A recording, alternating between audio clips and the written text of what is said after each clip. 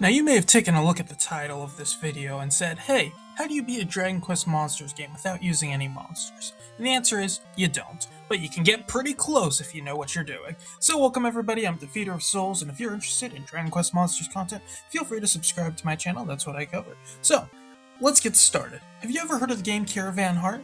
If not, that's okay, it's not that popular, considering how it's Japan exclusive, but Caravan Heart is a Dragon Quest Monsters game with an interesting feature. See, each one of your monsters carries a wagon along with them, and this wagon can be filled with party members. So what we're going to do is have our monsters just use defend throughout the entire course of the game. They will not be attacking, casting any spells, they will do nothing, and instead all actions will be taken by the party members in the back of the wagon. We have very little control over them. We can decide what people are in each wagon and the order in which they do their actions. But besides that, what they do is completely up to them. So basically the goal of this challenge is to see how far we can get and whether or not we can beat the game without actually having to do anything. Now, what is allowed and what isn't allowed? Well, we are not allowed to use items, as doing so will allow our monsters to take any actions. We're not allowed to give our monsters any commands. We're not allowed to do anything during the course of a battle except defend. Now, outside of battle, we have a bit more freedom. We are allowed to synthesize monsters. More on that later, on why that's allowed. And we are, of course, allowed to customize their wagons. Besides that, though, we're going to try and use the monsters as little as possible. So, let's begin. Alright, so our first party members are a warrior, a priest, and a navigator.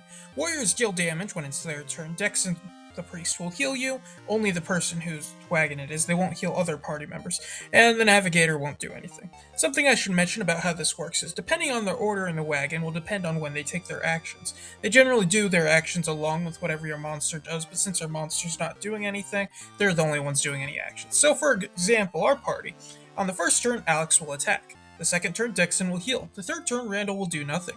The fourth turn, since we have no one in the fourth spot of the wagon, nothing will also happen. And then on the fifth turn, every single time, nothing will happen in any of the wagons because they need to rearrange themselves.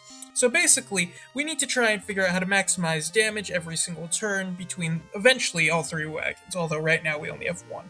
And of course, we only have a single damage dealer, so it's pretty slow to start, but we're able to get to a good spot going pretty quickly. Something I should mention is that this is not a comprehensive story guide. This will not go through beat by beat of the entire game. We're mostly looking at bosses and other challenging encounters simply because it's a challenge run. Let's focus on what's challenging. Speaking of things that are challenging, we got ourselves a new party member. Say hello to Ripple the Dancer. What does Ripple the Dancer do? I honestly could not tell you. It's not too useful. I got rid of them as quickly as possible. Instead, we replaced him with Alyssa the Mage. Alyssa casts fire magic when her turn comes about. I mean, it's not the most strongest skill, but it is another it's another offensive attack, and we want a lot of those in order to make sure battles don't drag out forever. So we do a bit of rearranging, and we move on. Now, in order to progress, we need the 4 Orbs of Loto. In order to get that, we have to appease the 4 Spirit Lords. So the first one is Kakalon. Kakalon wants food, so we go and get him food. There weren't any big boss fights or anything like that. It was mostly just gathering a bunch of money, using it to buy stuff, and then giving it to her. So nothing too special there. But what we are able to do is get a merchant named Kachua. Nothing too special. We also get a fighter named Anne. We don't put them on our first wagon, but they are a damage dealer, so this will be useful later. Once we have all the food items, we're able to give them to Kakalon and get our first Orb of Loto. Means we are good on that front. So yay. Money is hard to come by since battles take forever, so eventually I just stopped doing them. Now we do get our second monster. Monsters are only obtained through story beats in this game, but along with the monster we get a wagon, so we can load that up with our merchant, Anne, and every other spare party member we have lying around. Anne's the only one that's going to be any useful because they can deal damage, but hey, it could certainly be a lot worse. And now let's talk about synthesis, or rather reformation. When you defeat monsters in this game, you have a chance to obtain their hearts. And what you can do with these hearts is you can mix 2 of them together with one of your monsters to reform them into another monster. This increases their max level, increases their stats, and allows them to learn new skills. Of course, only some of that's actually useful for a challenger. Since these monsters are beginner monsters, their max level is very, very low.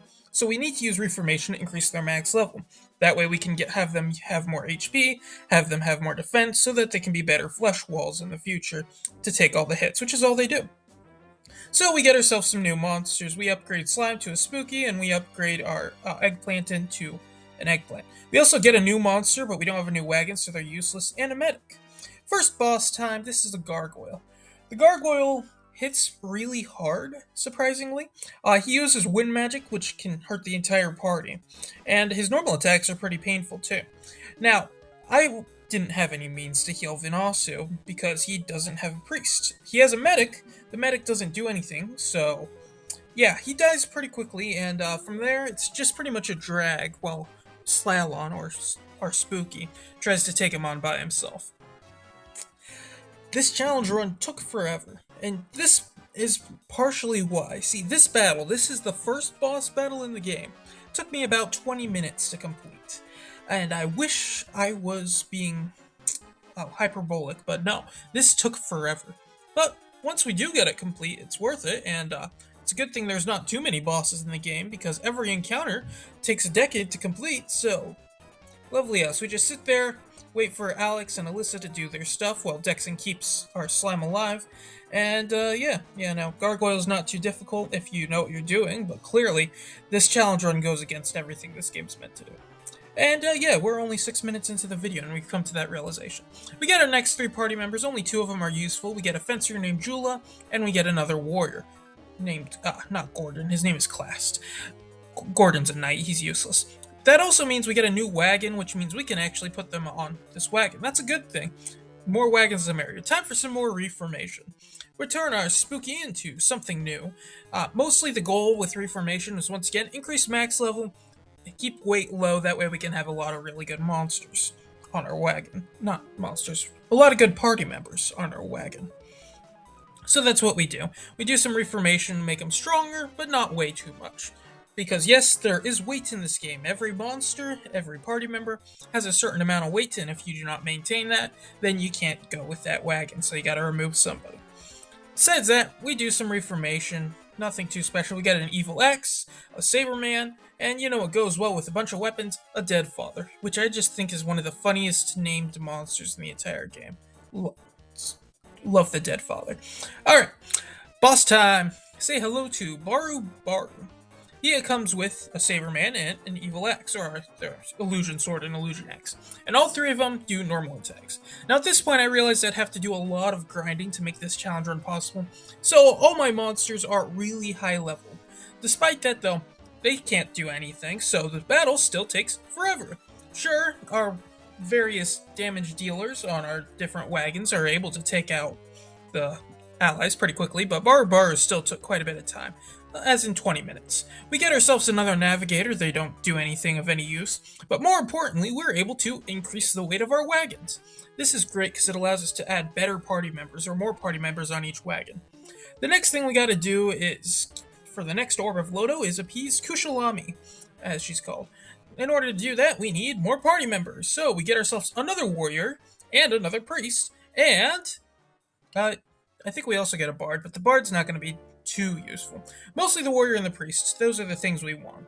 Warrior means every wagon now has a warrior for some good damage, and another priest means we're able to keep multiple parts of our wagon alive. So that's all good. And then, yes, we get a bard. So, all that aside, we can now do some rearranging. See, there's this part of the game called combo attacks. Let me explain those real quick. So in Caravan Heart, when you have multiple party members of the same class, so for example our 2 warriors, together in the same wagon and they're adjacent, they can do something called a combo attack. What that means is when the first warrior would act, instead he does a different action, one that's generally stronger than if he just did his normal attack. However, this takes up the turns of all the party members who use it. So for this example on screen, if our first warrior attacks, it will do a lot of damage, but the next 2 warriors won't do anything as a result. So basically, I'd get 1 action per 5. This isn't something I'm going to be using too often, but I am going to use it a handful of times because it's useful, so that's for your general knowledge. Back to the challenge run, we'll get ourselves another party member. This one is another fighter. The fighters I don't use too much because the warriors are better, but it's good to have them. We also get ourselves another merchant, which is also useful. And we also get a chef, which isn't useful because they restore MP, and we're not using that since we're not using our monsters. Now we get our next boss, and this here was probably the longest boss battle in the game. We have 2 Blazemore moons and 4 Healmore moons, basically Heal Slimes and Mage Slimes. This battle took close to 40 minutes simply because they kept healing. Healing and healing and healing. Healing takes forever. You are watching this fight on 80 times speed, and you're still going to be watching it for 30 seconds. Honestly, it wasn't a hard fight. It was just really long. Besides that, I'd recommend killing the healers first if you can choose, but in this case, it's all luck. Anyway, we go ahead and we gotta buy some beautiful stuff, so we go ahead and buy some beautiful stuff. Not really too much to say there, it's beautiful stuff. Yes. Yes. We also get ourselves a new party member, this being a mage. Mages are really good. I pair it with Alyssa to get that combo attack that is really powerful. We also get a monster tamer by the name of Machua, who's not to be confused with another merchant we got by the name of Kachua. I don't know why there is so many Achuas, but bless you. Anyways, this means that we've hit the limit, so we have to start releasing party members to get any new ones. So say farewell to Ripple. Finally, we give this Illusion Lord all their beautiful items they want, and we can finally claim the Orb of Lodo and move on to actual important stuff. This is the Orb of Courage. Doesn't really matter. We go ahead and get ourselves a new party member, so we got to get rid of a knight in order to get a fisherman, and we also get to upgrade our wagon again. That means more weight, which means better party members, so all good there. We also get access to a metal hunter. This is useful when hunting metal slimes, which is incredibly useful for grinding. Not really anywhere else. I am going to have them on the party periodically, though, because they do have uses. Now that we have them, we can go ahead and get another party member. So say farewell to our merchant, because we just got ourselves a warrior.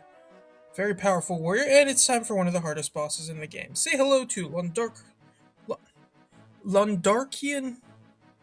Okay, I can't pronounce it. The hero and the mage. They hurt really bad and they have crazy high defense. So as you can see, I got absolutely eviscerated. Time for some more reformation. Now, it turns out reformation isn't just to increase our defense and our HP. Turns out all the stats of the monsters are actually used to calculate how much damage is dealt using the skills of the people on the wagon. That means the monsters are more important than we thought. Anyway, after we reform all our monsters into new monsters, the exact monsters don't really matter, but, they're new monsters now, we can go ahead and get ourselves a new party member. So say hello to a gadabout by the name of Lun Lun. Lun Lun is a really good party member and essential for succeeding in this run.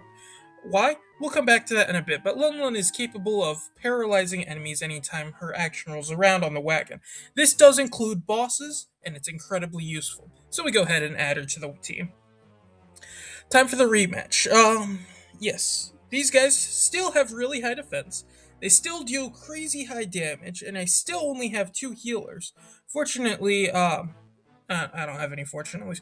Fortunately, we've reformed, and we've leveled up quite a lot. So our stats are looking pretty good, which means we're able to tank quite a few hits. I mean, it doesn't stop us from getting absolutely devastated in some spots because we don't have enough healers to go around, but besides that, this fight could have turned out a whole lot worse.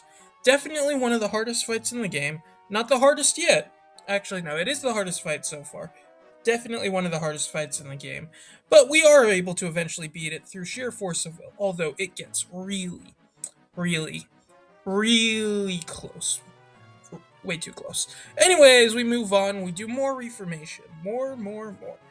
Why do we need more? That's because we got a boss rush coming up ahead. Yes, all that time wasted with no bosses is about to be paid off in full.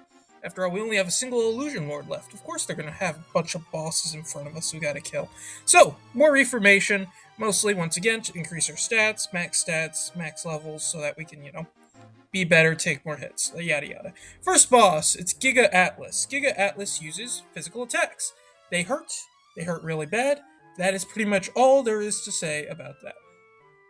It takes about 13 minutes to defeat. And you get to watch that all in very, very slow detail. But no, yeah.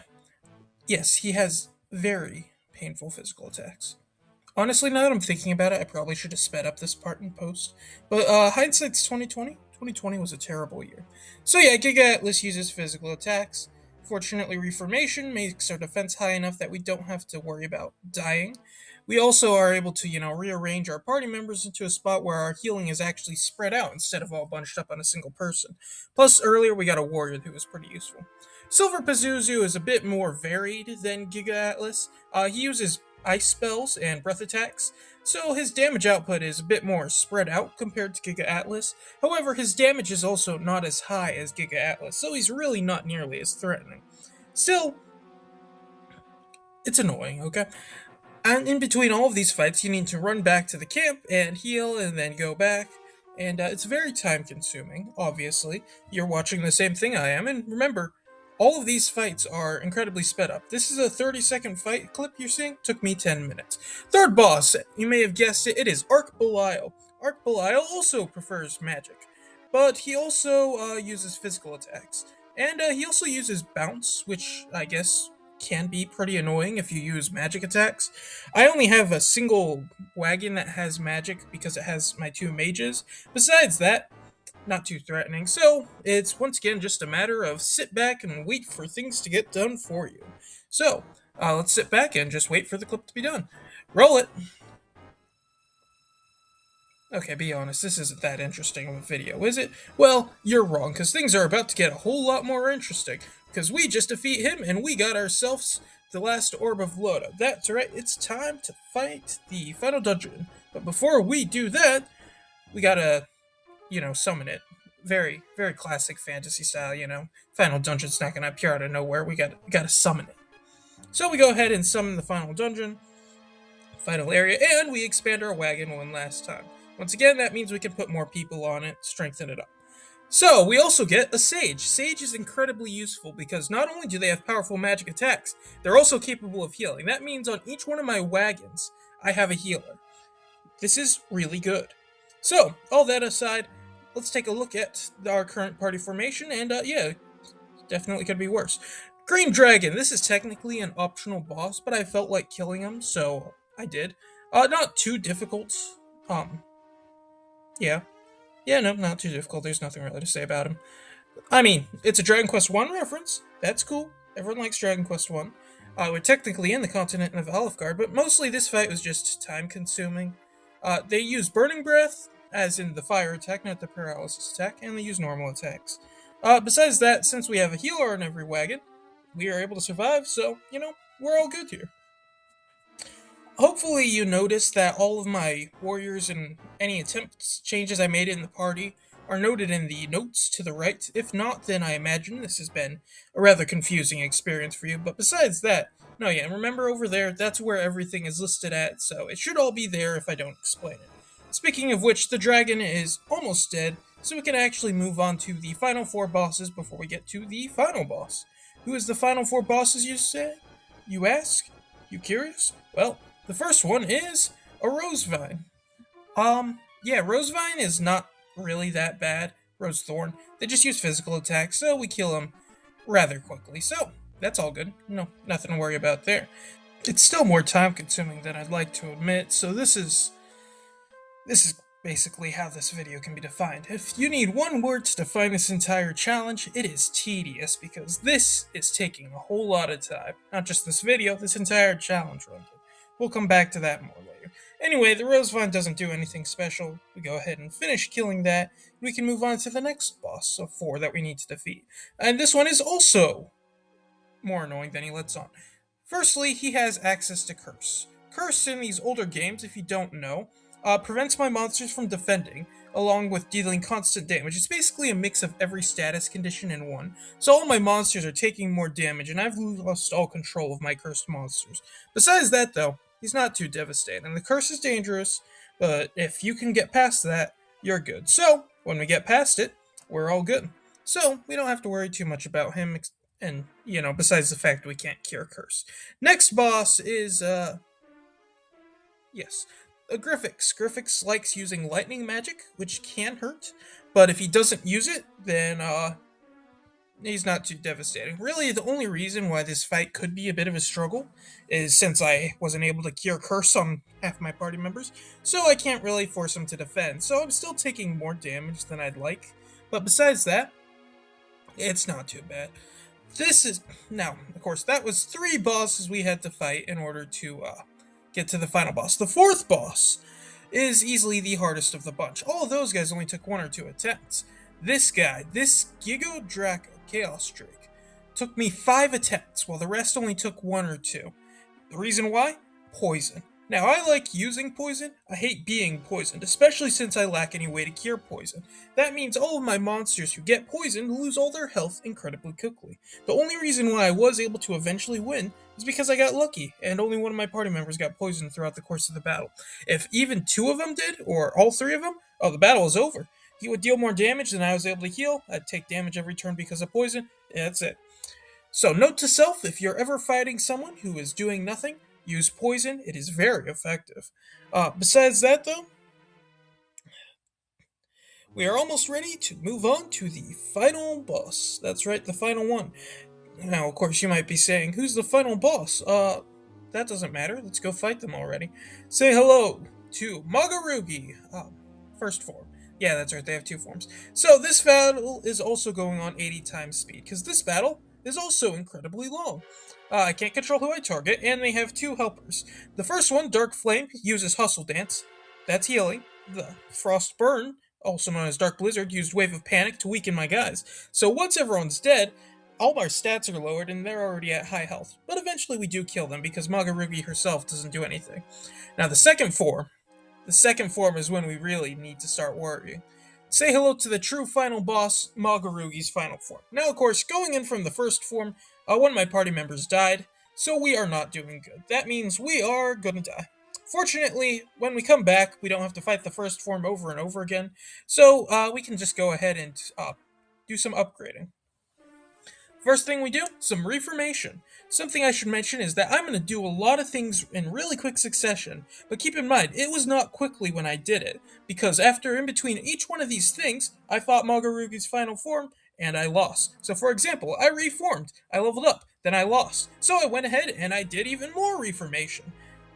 And, yeah, I still lost. Basically, you can reform characters' hearts with not monsters' hearts, but actual party members' hearts in order to increase their stats while still keeping them the same monster, which is useful. We still lost, so now we go gambling. Why are you going gambling, you ask? That's because you can purchase using gambling casino coins. You can use those casino coins in order to purchase hearts, special hearts, which can boost max HP.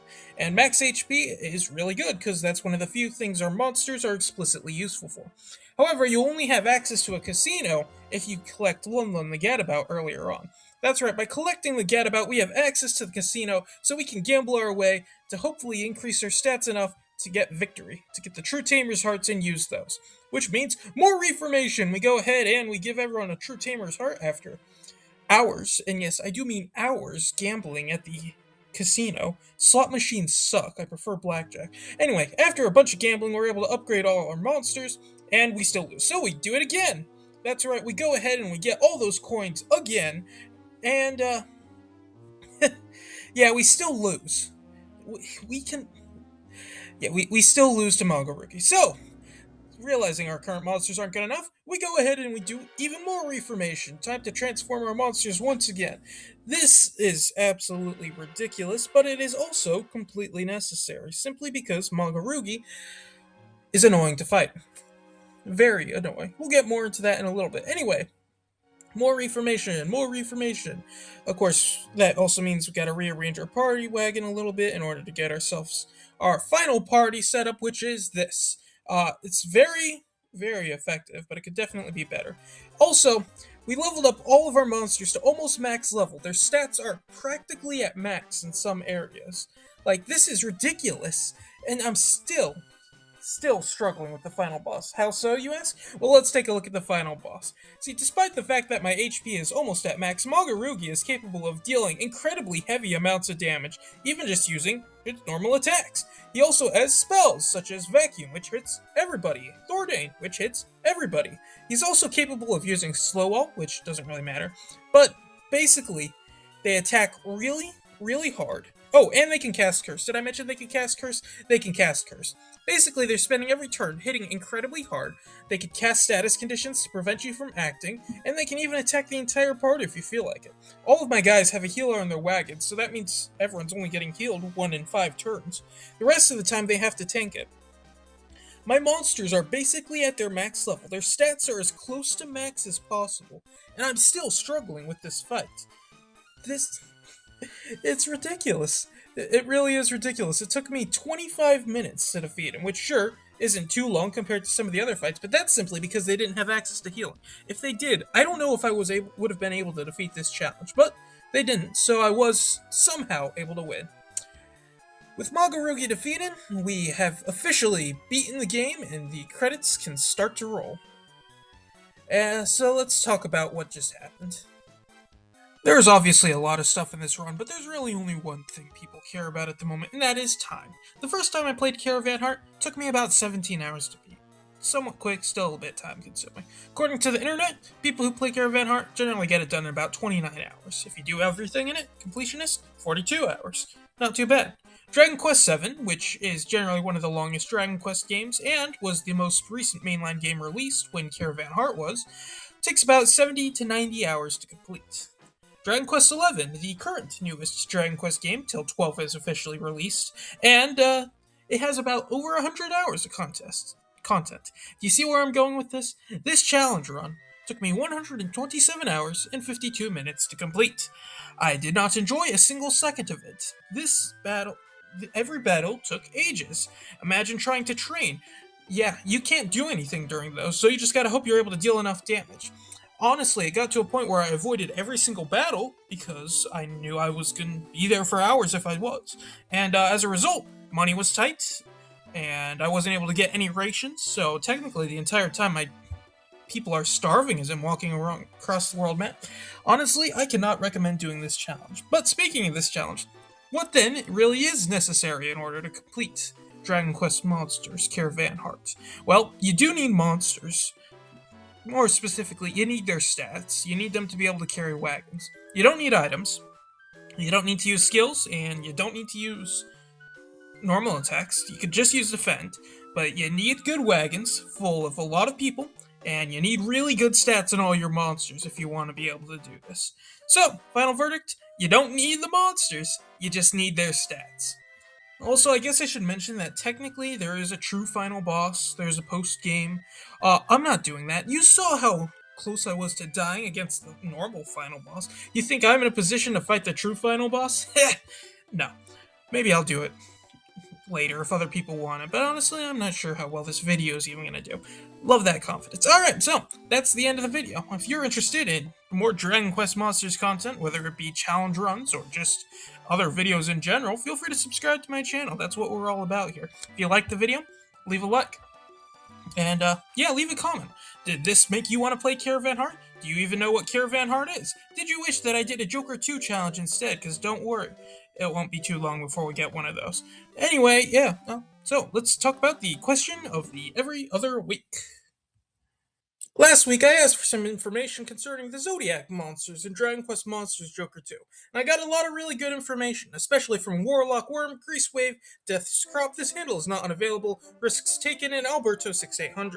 So, thank you all for watching, and thank you for your contributions. This week, we're looking at Carvan Heart, specifically the true final boss. I mentioned why I didn't fight them, mostly because I didn't know if it was possible, and I didn't want to do it, but doesn't mean you don't know who it is. That's right, this week I'm asking you if you know the name of the true final boss of Dragon Quest Monsters Carvan Heart. Now don't worry if you've never played Carvan Heart, as he actually does appear as a SS rank monster in the 3DS era of Dragon Quest Monsters games. If you need even more help, he has appeared for a single frame during the sentence in which I am speaking. If you are able to tell me the name correctly, and don't worry if you misspell it, as long as I know who you're talking about, then you'll get a shout out in the next video. So, thank you all for watching, and this has been Defeater of Souls.